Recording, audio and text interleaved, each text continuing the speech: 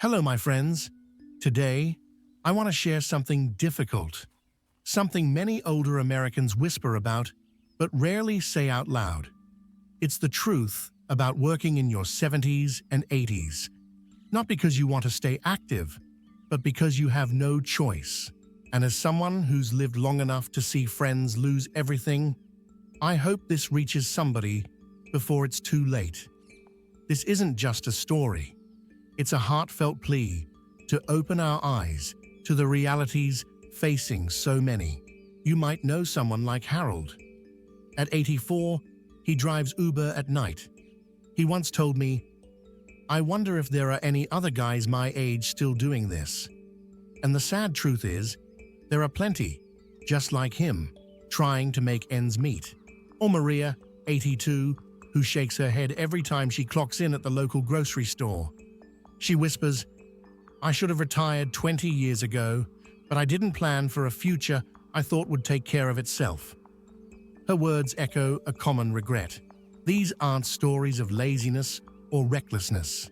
These are stories of people who never imagined a world where groceries cost twice as much, rent triples, and Social Security barely covers gas. A world where their carefully laid plans simply weren't enough. This brings us to our first crucial lesson: proactive planning for tomorrow's realities.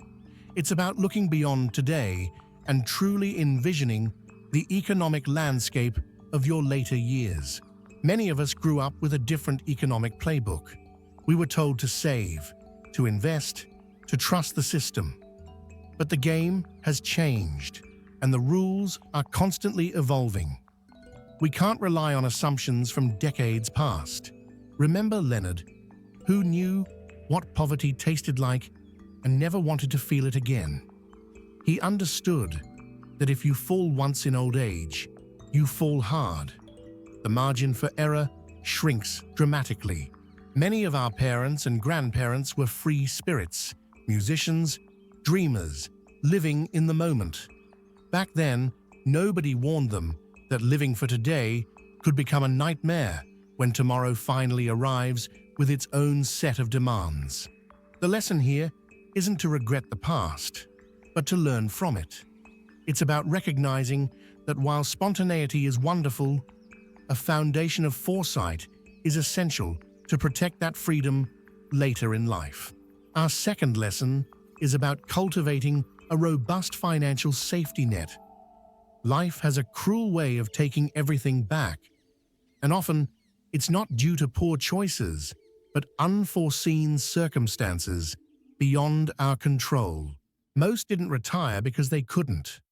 A sudden layoff here, an unexpected medical bill there, or a stock market crash at the worst possible time can unravel years of careful saving in an instant. Think about Diane. She had a strong 401k, a solid plan. Then she got laid off. She thought, "I'll just use a little to get by." But a little turned into everything. Years later, she wakes up whispering, "What did I do?" Or Bill, who sold his home right as the 2008 crash hit. The buyers lost their jobs, the sale collapsed, and he lost all the equity he'd worked 30 years to build. A single market event erased decades of effort. Others trusted the wrong people. One woman is still owed $60,000 by a business partner who disappeared. When you're young, you recover. When you're old, setbacks don't give you time to heal. The stakes are higher. This lesson underscores the importance of diversification, not just in investments, but in your entire financial strategy. It's about having multiple layers of protection against life's inevitable curveballs. Consider emergency funds, robust insurance, and even exploring alternative housing options. These aren't just safeguards, they're peace of mind, allowing you to weather storms without losing everything. Our third lesson is about understanding and adapting to economic shifts. The cost of living crushes older Americans hardest. What was affordable yesterday can be a luxury today and a necessity tomorrow. Food, car repairs, insurance, even a simple doctor's visit, the prices seem to climb relentlessly. Many live on chicken that's on sale, fish that's almost expired, or whatever is cheapest that week, masters of stretching every dollar. One man recently told me, "I just got a raise to $18 an hour. I used to think that was good money. Now I know it's nothing." The purchasing power of our earnings has eroded significantly over the decades. If they miss a single paycheck, the lights go off or medications go unpaid. Some say, after all my education, after everything I achieved, how am I still struggling? And it breaks them in ways they don't admit publicly. This lesson teaches us to be vigilant about current economic trends, to not just accept rising costs, but to actively seek ways to mitigate their impact. It's about becoming a financial strategist for your own life. Explore government assistance programs, senior discounts, community resources, and creative budgeting. Every dollar saved or stretched is a dollar earned, giving you more breathing room in a tight economy. Our fourth lesson delves into exploring diverse income streams and passive opportunities. To survive, many seniors work however they can, often longing for income that doesn't demand more from an already tired body. Harold, at 84, drives Uber and prays his car doesn't break down. Linda, 76, substitute teaches 3 to 4 days a week just to afford groceries.